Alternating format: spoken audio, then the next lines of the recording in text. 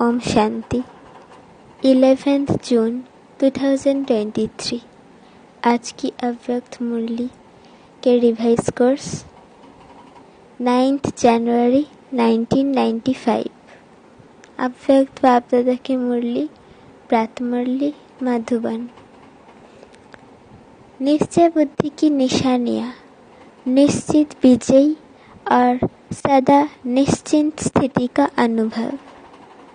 निश्चय बुद्धि की निशानियाँ, निश्चिंत विजयी और सदा निश्चिंत स्थिति का अनुभव। आज सर्व बच्चों के रक्षक और शिक्षक बाप दादा अपने सभी ब्राह्मण बच्चों के फाउंडेशन को देख रहे हैं। ये तो सभी जानते हो कि वर्तमान श्रेष्ठ जीवन का फाउंडेशन निश्चय है। जितना निश्चय रूपी फाउंडेशन पक्का है, उतना ही आदि से अब तक सहजयोगी, निर्मल स्वभाव, शुभ भावना की वृत्ति और आत्मिक दृष्टि सदा नेचुरल रूप में अनुभव होती है। हर समय चलन और चेहरे से उनकी झलक अनुभव होती है, क्योंकि ब्राह्मण जीवन में सिर्फ जानना नहीं है कि मैं ये हूँ और बाप ये है, लेकिन जानने का अर्थ है जो जानते हैं वो मानना और चलना। बाप दादा देख रहे थे कि जो भी बच्चे अपने को ब्राह्मण कहलाते हैं, वो सभी ये फलक से कहते हैं कि हम निश्चय बुद्धि है। तो बाप दादा सभी निश्चय बुद्धि बच्चों से पूछते हैं, जब आप सभी कहते हो कि हम निश्चय बुद्धि विजयी है, तो कभी विजय कभी हार क्यों होती है?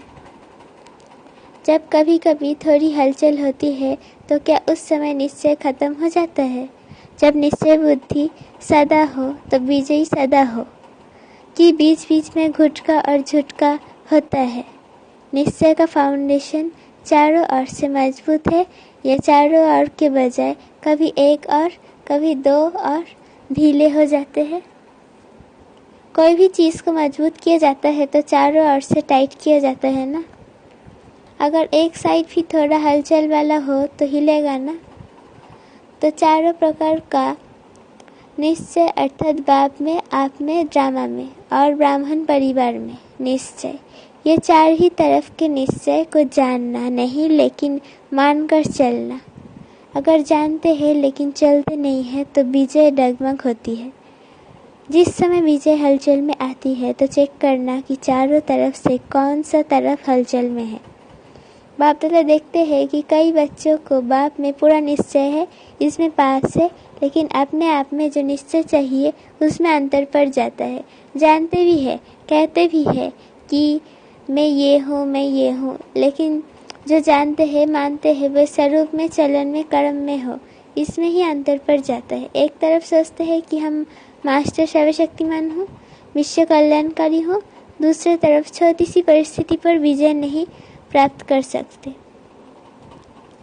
है तो मास्टर सर्वशक्तिमान, लेकिन ये परिस्थिति बहुत बड़ी है, ये बात ही ऐसी है। तो क्या ये निश्चय है कि सिर्फ जानना है लेकिन मानकर चलना नहीं? कहते व सोचते हैं कि मैं विश्व कल्याणकारी हूँ, लेकिन विश्व को तो छोड़ो, स्व कल्याण में भी कमजोर होते हैं। अगर उस समय उन्हें कहो कि क्या स्वयं को परिवर्तन कर स्व कल्याणकारी नहीं बन सकते, तो जवाब देते हैं कि है तो विश्व कल्याणकारी, लेकिन स्व कल्याण बहुत मुश्किल है, ये बात बदलना मुश्किल है। तो विश्व कल्याणकारी कहेंगे या कमजोर? तो स्व में भी परिस्थिति प्रमाण, समय प्रमाण, संबंध, संपर्क प्रमाण निश्चय स्वरूप में आए, ऐसे निश्चय बुद्धि की विजयी हुई ही पड़ी है। जैसे सभी को ये पक्का निश्चय है कि मैं श्रेष्ठ आत्मा हूँ, इसके लिए कोई दुनिया के वैज्ञानिक भी आपको हिलाने की कोशिश करे कि आत्मा नहीं शरीर हो, तो मानेंगे नहीं और ही उसको मनाएंगे। तो जैसे ये पक्का है कि मैं शरीर नहीं आत्मा हूँ, और कौन कौन सी आत्मा हूँ ये भी पक्का है। ऐसे निश्चय बुद्धि विजय भी इतनी निश्चित है, हार असंभव है और विजय निश्चित है। और ये भी निश्चित है कि बातें भी अंत तक आनी है, लेकिन उसमें विजयी बनने के लिए एक ही समय पर चारों ही तरफ का निश्चय पक्का चाहिए। 3 में निश्चय है और 1 में नहीं है तो विजय निश्चित नहीं है, लेकिन मेहनत से विजय होगी। निश्चित विजय वाले को मेहनत नहीं करनी पड़ेगी। कई बार कई कहते हैं बाप दादा तो बहुत अच्छा है, वो तो पक्का है कि बाप है और हम बच्चे हैं, हमारा बाप से ही संबंध है। लेकिन दैवी परिवार में खिटखिट होती है, उसमें निश्चय डगमग हो जाता है, इसीलिए परिवार को छोड़ देते हैं, हल्का कर देते हैं, तो एक साइड ढीला हो जाएगा ना। बिना परिवार के माला में कैसे आएंगी? माला कब बनती है? जब दाना दाने से मिलता है और एक ही धागे में पिरोए हुए होते हैं। अगर अलग अलग धागे में अलग अलग दाना हो तो उसको माला नहीं कहेंगे, तो परिवार है माला। अगर परिवार को छोड़कर 3 निश्चय पक्के हैं तो भी विजय निश्चित नहीं है। चलो परिवार की खिटखिट से किनारा कर लो, बाप का सहारा लो, परिवार को किनारा हो तो चलेगा। काम तो बाप से है या भाइयों से है? बाप से काम है, वर्षा बाप से मिलना है, भाई बहनों से क्या मिलेगा। लेकिन ब्राह्मण जीवन में यही न्यारापन है कि धर्म और राज्य दोनों की स्थापना होती है, सिर्फ धर्म की नहीं। और धर्म पिता सिर्फ धर्म की स्थापना करते हैं। बाप की विशेषता है धर्म और राज्य दोनों की स्थापना करना। तो राज्य में एक राजा क्या करेगा? बहुत अच्छे तख्त भी हो, ताज भी हो, क्या करेगा? राजधानी भी चाहिए ना। तो राजधानी अर्थात ब्राह्मण परिवार, सो राज परिवार। इसलिए ब्राह्मण परिवार में हर परिस्थिति में निश्चय बुद्धि। जब राज्य भाग्यों में भी सदा राज्य अधिकारी होंगे तो ऐसे नहीं समझना, कोई बात नहीं, परिवार से नहीं बनती है, बाप से तो बनती है। ड्रामा अगर भूल जाता है तो बाप तो याद आता ही है, लेकिन कोई भी कमजोरी एक ही समय पर होती है। स्थिति अर्थात निश्चय भी अगर कमजोर होता है तो विजय निश्चित के बजाय हलचल में आ जाती है। तो बाप दादा निश्चय के फाउंडेशन को चेक कर रहे थे। क्या देखा? सदा 4 ही प्रकार का निश्चय एक समय पर साथ नहीं रहता, कभी रहता कभी हिलता, इसलिए सदा विजय का अनुभव नहीं कर पाते हैं। फिर सोचते हैं होना तो ये चाहिए, लेकिन पता नहीं क्यों नहीं हुआ। किया तो बहुत मेहनत, सोचा तो बहुत अच्छा, लेकिन सोचना और होना इसमें अंतर पड़ जाता है। इसका अर्थ ही है कि निश्चय के चारों तरफ मजबूत नहीं है। और हंसी की बात यह है कि ड्रामा भी कह रहे हैं, है तो ड्रामा, लेकिन अच्छी तरह से हिल भी रहे हैं। कभी संकल्प में हिलते, कभी बोल तक भी हिल जाते, कभी कर्म तक भी आ जाते। उस समय क्या लगता होगा? दृश्य सामने लाओ, ड्रामा भी कह रहे हैं और हिल डुल भी रहे हैं। लेकिन निश्चय बुद्धि की निशानी है निश्चित विजयी। अगर विधि ठीक है तो सिद्धि प्राप्त ना हो, ये हो नहीं सकता। तो जब भी कोई भी कार्य में विजय प्राप्त नहीं होती है तो समझ लो कि निश्चय की कमी है। चारों ओर चेक करो, एक और नहीं। और बात, निश्चय बुद्धि की निशानी जैसे निश्चित विजय है वैसे निश्चिंत होंगे।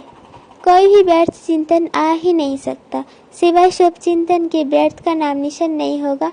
ऐसे नहीं व्यर्थ आया भगाया, निश्चय बुद्धि के आगे व्यर्थ आ नहीं सकता, क्योंकि क्यों, क्या और कैसे ये व्यर्थ होता है। अब जब ड्रामा के राज को जानते हो, आदि मध्य अंत को जानने वाले हैं, तो भी जो ड्रामा के आदि मध्य अंत को जानने वाले हैं वो छोटी सी बात के आदि मध्य अंत को नहीं जान सकते। ना जानने के कारण क्यों, क्या, कैसे, ऐसे ये व्यर्थ संकल्प चलते हैं। अगर ड्रामा में अकल निश्चय है, नॉलेजफुल भी है, पावरफुल भी है, तो व्यर्थ संकल्प हिलाने की हिम्मत भी नहीं रख सकते। परंतु जब हिलते हैं तो सोचते हैं पता नहीं क्या हो गया। तो बाप दादा हंसते हैं कि ड्रामा के आदि मध्य अंत को जान लिया, अपना 84 जन्म जान लिया, और एक बात को नहीं जानते। बड़े होशियार हो, होशियारी दिखाते हो ना समय प्रति समय। कल वृक्ष के सभी पत्तों को जानते हो कि नहीं? सभी वृक्ष के फाउंडेशन में बैठे हो या 7-8 बैठे हैं? तो जड़ में बैठे हुए वृक्ष को जानते हो, पत्ते पत्ते को जानते हो, और ये पता नहीं कैसे। तो निश्चय की निशानियाँ निश्चिंत स्थिति, इसका अनुभव कर रहे। होगा नहीं होगा, क्या होगा, कर तो रहे हैं, देख क्या होता है। इसको निश्चिंत नहीं कहेंगे। और फिर बाप के आगे ही फरियाद करते हैं, आप मददगार हो ना, आप रक्षक हो ना, आप ये हो ना, आप ये हो ना। फरियाद करना अर्थात अधिकार गवाना। अधिकारी फरियाद नहीं करेंगे, ये तो कर लो ना, ये हो जाए ना। तो निश्चय बुद्धि अर्थात निश्चिंत। तो ये प्रैक्टिकल निशानियाँ अपने आप में चेक करो, ऐसे अलबेले नहीं रह जाना। हम तो है ही निश्चय बुद्धि, कौन सा निश्चय कमजोर है वो चेक करो और चेंज करो। सिर्फ चेक नहीं करना, बाप दादा ने कहा था ना, चेकर के साथ मेकर भी हो। सिर्फ चेकर नहीं, चेक करने का अर्थ ही है सेकंड में चेंज होना। लेकिन चेक करो और चेंज नहीं करो तो बहुत कल से स्वयं में दिल शिकस्त के संस्कार पक्के हो जाएंगे, और जो बहुत कल के संस्कार है वही अंत में अवश्य सामना करते रहेंगे। कोई सोचे अंत में तो मैं सिवाय आपके और कुछ नहीं सोचूंगा, लेकिन हो नहीं सकता। बहुत काल का अभ्यास चाहिए, नहीं तो एक सेकंड सोचेंगे शिव शिव शिव और दूसरे सेकंड माया कहेगी नहीं, तुम्हारे में शक्ति नहीं है, तुम हो ही कमजोर। तो ज्योति चलती रहेगी। यदि निश्चिंत नहीं होंगे तो ब्राह्मण जीवन के अंत काल का जो लक्ष्य वर्णन करते हो वो सहज कैसे होगा। और अगर अंत तक ये व्यर्थ संकल्प होंगे तो वही भूतों के जमदूतों के रूप में आएंगे, और कोई जमदूत नहीं आते हैं। ये व्यर्थ संकल्प अपनी कमजोरियाँ यही जमदूत के रूप में आते हैं। जमदूत क्या करते हैं, डराते हैं और दूसरों के लिए कहेंगे विमान में जाएंगे और उड़ती कला से पार हो जाएंगे। कोई विमान आदि नहीं है, लेकिन उड़ती कला का अनुभव है। इसलिए पहले से ही चेक करेंगे, चेंज करो। इसलिए पहले से ही चेक करके चेंज करो। कब तक करेंगे? बाप दादा को खुश तो कर देते हैं, करेंगे, प्रतिज्ञा भी लिख देते हैं, लेकिन वो कागज तक रहती है या जीवन तक। अच्छा, आज मधुबन निवासियों का भी टर्न है। मधुबन वालों से तो विशेष बाप दादा का स्नेह है, सबसे है, लेकिन फिर भी थोड़ा सा विशेष मधुबन निवासियों से है क्योंकि निमित्त है। फिर भी देखो, आप आते हो, खातिरी तो ठीक करते हैं ना। मधुबन वाले खातिरी करने में पास है ना। मेहमान निवासी करना ही महानता है। जिसको मेहमान निवासी करना आता है वो महान हो ही जाता है। सिर्फ खाने पीने से नहीं, लेकिन दिल के स्नेह की मेहमान निवाजी वो सबसे श्रेष्ठ है। चाहे पिकनिक कितनी भी करा लो, लेकिन दिल का स्नेह नहीं मिला तो कहेंगे कुछ नहीं मिला। तो मधुबन वाले दिल के स्नेह सहित मेहमान निवाजी करते हो ना। कि कोई नीचे ऊपर करेंगे तो कहेंगे बाप दादा ने ऐसे ही कहा। ऐसे नहीं करना। स्नेह के सागर के बच्चे हो ना, कब तक स्नेह देंगे? नहीं, गागर के बच्चे नहीं, सागर के बच्चे बेहद। सबके पास स्नेह का स्टॉक है ना। माताओं के पास भी है, कुमारियों के पास भी है, पांडवों के पास भी है, सागर है।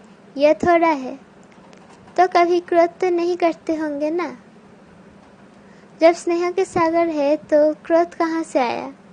किसके संस्कारों को जानकर सेटिस्फाई करते हो ना। चाहे वो रॉन्ग है, लेकिन आप तो नॉलेजफुल हो ना। आप तो जानते हो ना कि ये क्या है, लेकिन उस समय क्या कहते हैं? इसने ऐसे किया ना, इसलिए हमने भी किया। रॉन्ग से रॉन्ग हो गया तो क्या कमाल की, उसने रॉन्ग किया और आपने उसका रेस्पॉन्ड भी रॉन्ग ही दिया। कई कहते हैं ना, क्रोध एक बार ही करते हैं तो कुछ नहीं होता, बार बार करता रहता है।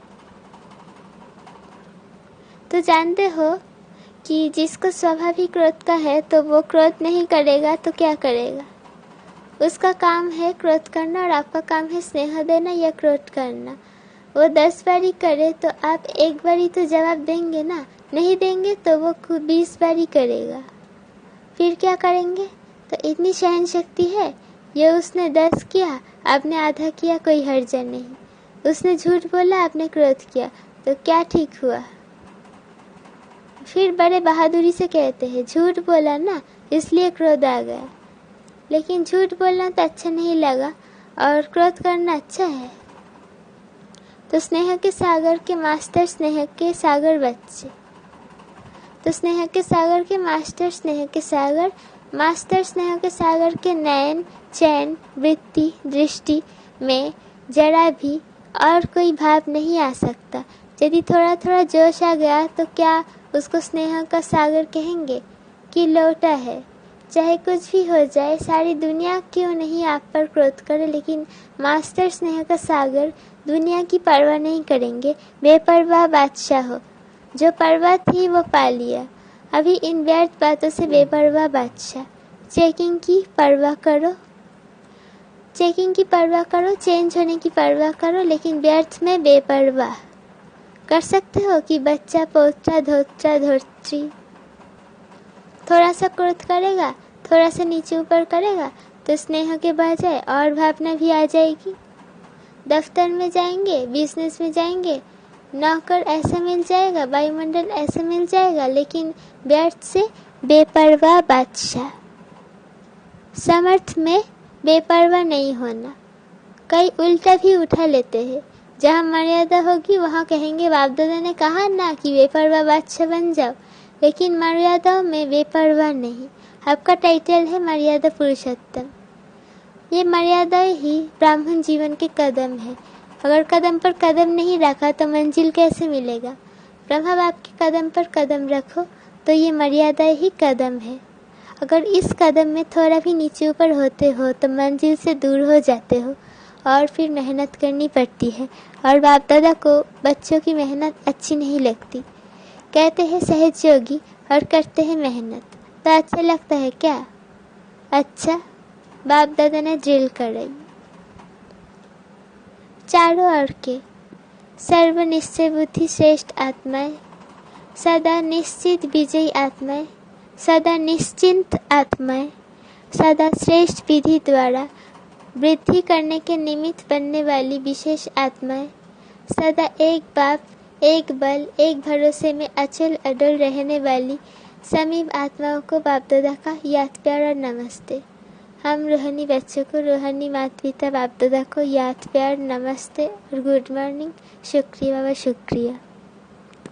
वरदान। दिल के स्नेह और संबंध के आधार पर समीपता का अनुभव करने वाले निरंतर जोगी भव। दिल के स्नेह और संबंध के आधार पर समीपता का अनुभव करने वाले निरंतर जोगी भव। ब्राह्मण आत्माओं में कोई दिल के स्नेह संबंध से याद करते हैं और कोई दिमाग अर्थात नॉलेज के आधार पर संबंध को अनुभव करने का बार बार प्रयत्न करते हैं। जहाँ दिल का स्नेह और संबंध अति प्यारा अर्थात समीप है, वहाँ याद भूलना मुश्किल है। जैसे शरीर के अंदर नस नस में ब्लड समाया हुआ है, ऐसे आत्मा में निष्पल अर्थात हर पल याद समाई हुई है। इसको कहते हैं दिल के स्नेह संपन्न निरंतर याद। स्लोगन। निस्वार्थ और निर्विकल्प स्थिति से सेवा करो तब सफलता मिलेगी। निस्वार्थ और निर्विकल्प स्थिति से सेवा करो तब सफलता मिलेगी। ओम शांति।